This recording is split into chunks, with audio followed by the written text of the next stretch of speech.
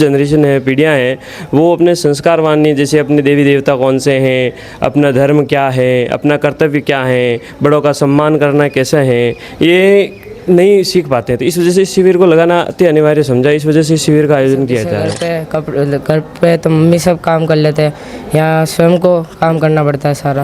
हमको सनातन धर्म की शिक्षा भी लेना जरूरी है। अच्छा, इसके अनुशासन में रहना और नित्य संध्या वंदना करना।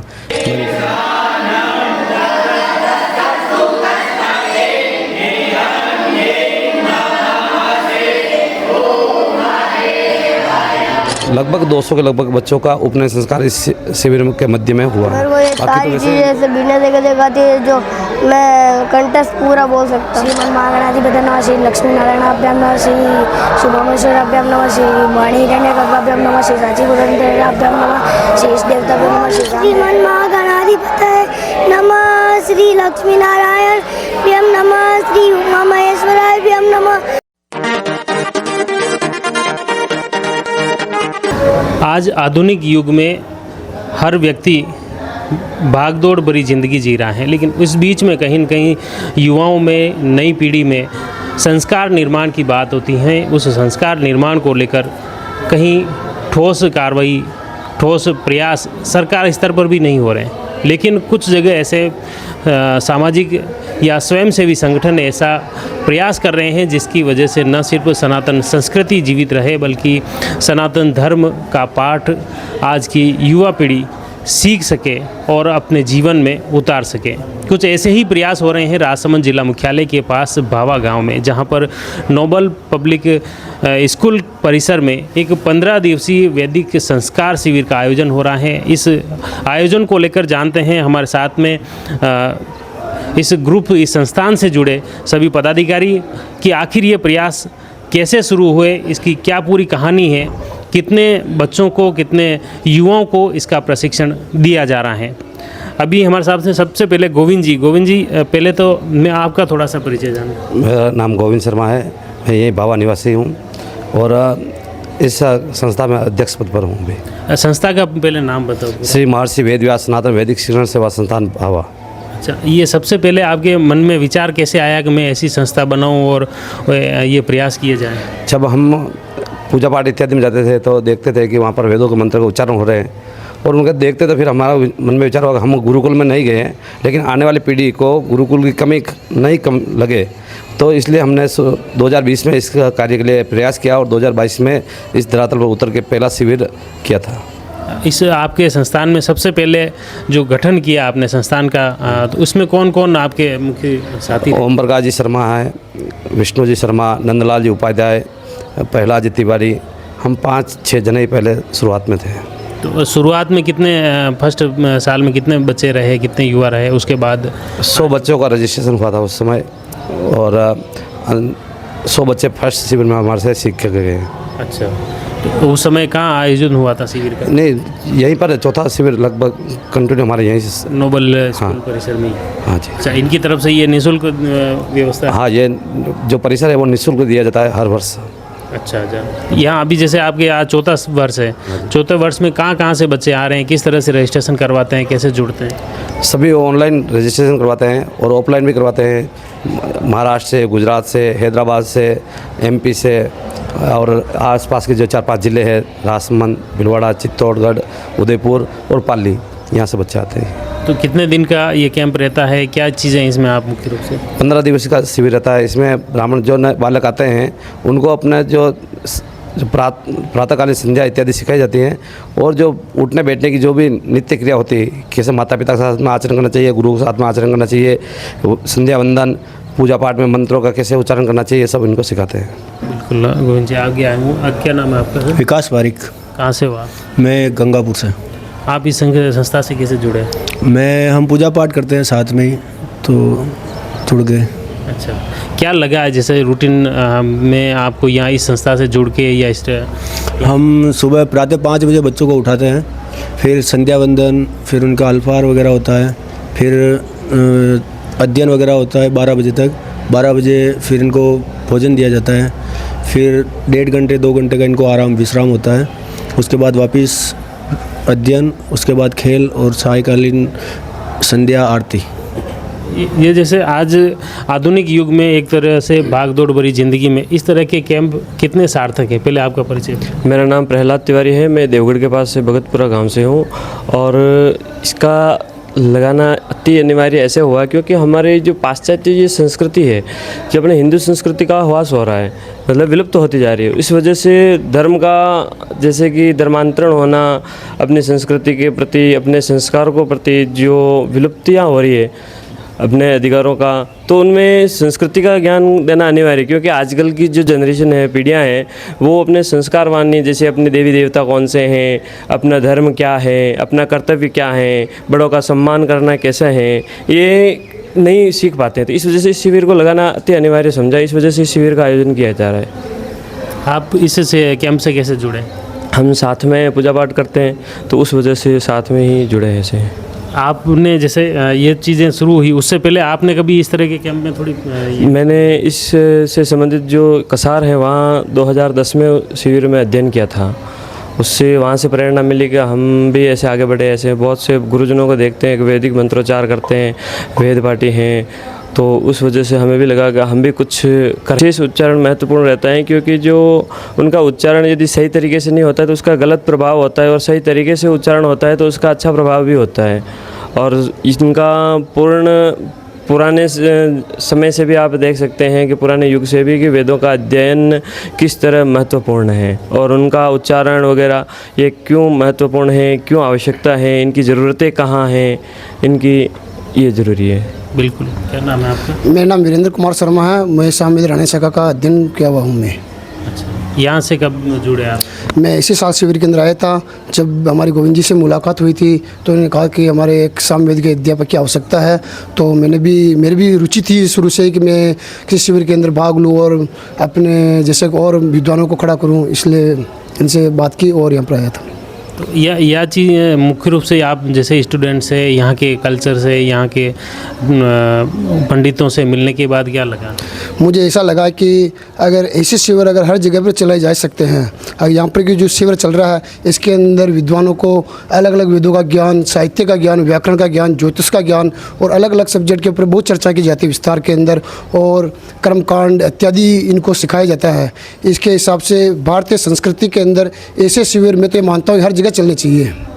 संस्था का संचालन कर रहे हैं, यहाँ पे इतने बच्चे आप ले रहे हैं, तो क्या उनसे कोई शुल्क वगैरह भी लेते हैं या क्या सिस्टम है? हाँ, 1100 रुपये उनसे शुल्क लेते हैं। उनको वापस शुल्क के साथ में इनको एक पुस्तक और धोती, पंचपात्र, आसन, गोमुखी और माला यहाँ से संस्था के द्वारा दी जाती है।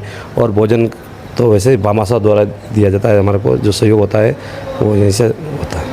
अच्छा, कैंप का पूरा आयोजन लगभग भामाशाहों के सहयोग से होता है। बाकी 1100 रुपये तो एक नॉमिनल वैसे ही। हाँ, 1100 रुपये में से लगभग 600-700 की सामग्री तो इनको वैसे दे देते हैं।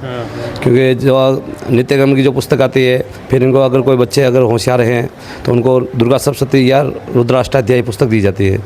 और कोई अगर जैसे ज्योतिष सीख रहे हैं तो उनको पंचांग भी दिया जाता है। अच्छा, ये कैंप का कोई जैसे विशेषजनों ने कोई अवलोकन भी करने आए थे इस दौरान? कोई इस बार तो अवलोकन के लिए तो देवकीनंदन जी काका साहब जो कांग्रेस से हैं वो आए, सरपंच साहब हैं वो बता रहे हैं, और दीप्ति माहेश्वरी जी और जज साहब अपने जो जिला न्यायाधीश राघवेंद्र जी काचपाल साहब वो आए थे। अच्छा, मुख्य रूप से अब बच्चों से भी बातचीत करते हैं। गौरव पालीवाल। कहाँ से हो? ये छोटा भानुजा। छोटा ही। ये मेरा 4th वर्ष है। अच्छा, तो क्या चीज़ आपके 4 वर्ष में क्या अनुभव रहे? बढ़िया रहे। क्या क्या चीज़ सीखी आपने? भद्र सूक्त, पुरुष सूक्त, रुद्री, दुर्गा इत्यादि। आनंद शर्मा। कब से आ रहे हो आप? चौथा। अप्रैल 4 साल में क्या अनुभव रहा? अच्छा रहा। क्या चीज़ें आपने एक्स्ट्रा सीखी जो रूटीन से हट के, जो आप घर पे नहीं सीख पाते वो इस कैंप में आके? संध्या, रुद्री, मंत्र। कपड़े घर पे तो मम्मी सब काम कर लेते हैं, यहाँ स्वयं को काम करना पड़ता है सारा। आत्मनिर्भरता की सीख भी मिलती है कुल मिला के। हाँ, स्वयं के कपड़े स्वयं को ही धोना पड़ते हैं, बर्तन स्वयं को मांजना पड़ता है। खुद का बर्तन खुद? हाँ। क्या नाम है? देव पारिक। कहाँ से हो आप? गिलूंड। गिलूंड से। आपके कौन सा साल है? मेरा दूसरा साल। पिछले साल क्या चीज़ें सीखी आप? पिछले साल देवता नमस्कार और सुमुख दंतस्य सीखा था। इस बार अनव भद्र सूक्त और पुरुष सूक्त, प्रणम्य शीर्षादेव महागणपति स्त्रोत्रम। तो हमको सनातन धर्म की शिक्षा भी लेना जरूरी है।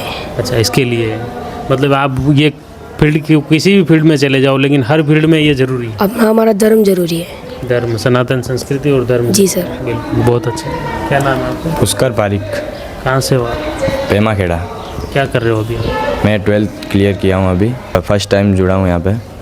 यहाँ पे 15 दिनों में गुरुदेव ने बहुत कुछ सिखाया हमको। आनो भद्र सूत्र सिखाया, पुरुष सूत्र सिखाया, सुमुखस्य दंतस्य सिखाया, हमको सबसे व्यवहार कैसे रखना है वो सिखाया, सब बड़े गुरुजी से कैसे बात करना है सब सिखाया। मेरा नाम हेमंत श्रोत्री है। कहाँ से हो? मैं हैदराबाद से हूँ। अच्छा, हैदराबाद से कैसे आप जुड़ गए? मेरे दादाजी यहीं पे गंगापुर में रहते, इसलिए उनके द्वारा मुझे पता चला और मैं आया। अच्छा, फिर क्या बनना चाहते हो आगे? मैं इंजीनियर। फिर इंजीनियर में ये कहाँ से सेट होगा? ये तो हम ब्राह्मण है, इसलिए ये हमारा कर्तव्य बनता है। इसमें क्या चीज़ें आपको लगी कि हाँ ये चीज़ वास्तव में मैं यहाँ आके सीखा जो कभी नहीं सीख पाता था? अनुशासन में रहना और नित्य संध्या वंदना करना, मंत्र उच्चारण, ये सब सीखा। इसमें भी वेद है, बहुत सारी पुस्तकें हैं, लेकिन इस कैंप में आके ही सीखना कितना महत्वपूर्ण है? इस कैंप में आके सीखना है कि गुरुकुल में तो हमको उधर कई वर्ष बिताने पड़ते, वो भी कर सकते हैं, पर या 15 दिनों में बहुत सा ज्ञान हमको प्रदान किया जाता है कर्मकांड का। और प्रियांशु शर्मा। कहाँ से हो? अमेठ। यही आपके 14 दिन हो गया, क्या चीज़ें सीखी? मैंने पुरुष सूक्त सीखा, रुद्री सीखी, और बाकी ये सुबह संध्या होती, संध्या वंदन, सुबह उठ के जल्दी उठना। ये रूटीन में आपकी लाइफ में काम आएंगे ये चीज़ें? हाँ बिल्कुल आएंगे ना। क्या चीज़ें? संध्या है, बाकी ये मंत्रों का अभ्यास है, सब वगैरह। क्या नाम है? मयंक पालीवाल। कहाँ से हो? मैं छोटा भानुजा से। कहाँ यहाँ? 14 दिन में मैं पिछले 4 सालों से यहाँ पे आ रहा हूँ, ये चतुर्थ वर्ष है मेरा। और पहले हमको बेसिक सिखाया गया, उसके बाद फिर धीरे धीरे जैसे लेवल बढ़ा वैसे वैसे रुद्री, दुर्गा, ये सब भी सिखाया गया। क्या नाम है? आशीष शर्मा, गाँव में नहीं। पहले पापा ने भेजा था यहाँ, और अब की बार मैं खुद की इच्छा से आया हूँ यहाँ। मतलब फर्स्ट बार जुड़ने के बाद आपको लगा कि नहीं इससे कंटिन्यू करना? कुछ सीखे तो यहाँ फिर वापस आया हूँ। क्या चीज़ पिछली बार? भद्र सूत्र, देवता नमस्कार, पुरुष सूत्र ये सीखे। अब की बार ये देवराज से विमान और रुद्री अब सीखेंगे। इस तरह के कैंप लगने चाहिए और भी। हाँ। क्यों? क्योंकि ब्राह्मणों का कर्म ही है, तो ब्राह्मणों करना चाहिए। मेरा नाम राजेश पारिक है, कुंवरिया निवासी हूँ, और सुबह प्रातः संध्या के रूप में संध्या कराते हैं, और तथा मेरे को दुर्गा और रुद्री सभी और गणपति स्त्रोत सभी कंप्लीट कराया गया, और मुझे अनुष्ठान में भी ले जाते हैं साथ में, और ज्ञान प्राप्त कराते हैं। आप मतलब इस कैंप से कब से जुड़े, क्या क्या चीज़ें आपने खास तौर से नहीं? मैं प्रथम वर्ष ही आया था, उस टाइम मेरे को ये सब सिखाया, और इस बार मेरे को सेवा के रूप में रखा। अधिक संस्कार शिविर तो कई जगह हो रहे हैं, जैसे कसार में भी हमने कवर किया, मोलेला में भी हो रहा है, केलवाड़ा में भी हो रहा है, और भाभा में भी हो रहा है। इस भाभा के कैंप में एक यूनिक चीज़ और देखने को मिली कि जो उपनयन संस्कार की भी जो पहल की गई हैं वो एक काफ़ी बेहतर हैं, और आज के समाज के लिए, क्षेत्रीय लोगों के लिए आर्थिक रूप से, सामाजिक रूप से, धार्मिक दृष्टि से भी काफ़ी आवश्यक हैं। आपने ये जो इस शिविर के साथ में जो उपनयन संस्कार का कैसे जहन में आया, और किस तरह के आयोजन आपने? अभी जो समय चल रहा है तो बहुत सारे बालकों को जो उपनयन संस्कार होता है वो विवाह के समय होता है, और धर्म के अनुसार ब्राह्मण बालकों को 9 वर्ष की आयु में होना चाहिए उपनयन संस्कार, और क्षत्रिय के 12 वर्ष में और वैश्य के 15 वर्ष में उपनयन संस्कार होना चाहिए। लेकिन अभी जो समय ऐसा चल रहा है कि हमारे बच्चे की शादी होगी तो ही उपनयन संस्कार करेंगे, तो विवाह होता है 25, 30, 35 साल की उम्र में, तो वो बहुत लेट हो जाता है। तो हम जिनका विवाह नहीं हो गया, बड़े 12 साल की उम्र के बालक हो जाते हैं, तो हम उनसे निवेदन करते हैं माता पिता से कि हम यहाँ पर शिविर के माध्यम में एक दिन उपनयन संस्कार का आयोजन रखते हैं। तो उसमें सभी बच्चों का लगभग हम चाहते हैं कि जो ब्राह्मण बालक हैं उनका उपनयन संस्कार हो गए। तो 3 साल हो गए हमारे वो कंटिन्यू ये सब कार्यक्रम करते हुए। तो अब तक कितने 3 साल में आपने कितने उपनयन संस्कार में ऐसे?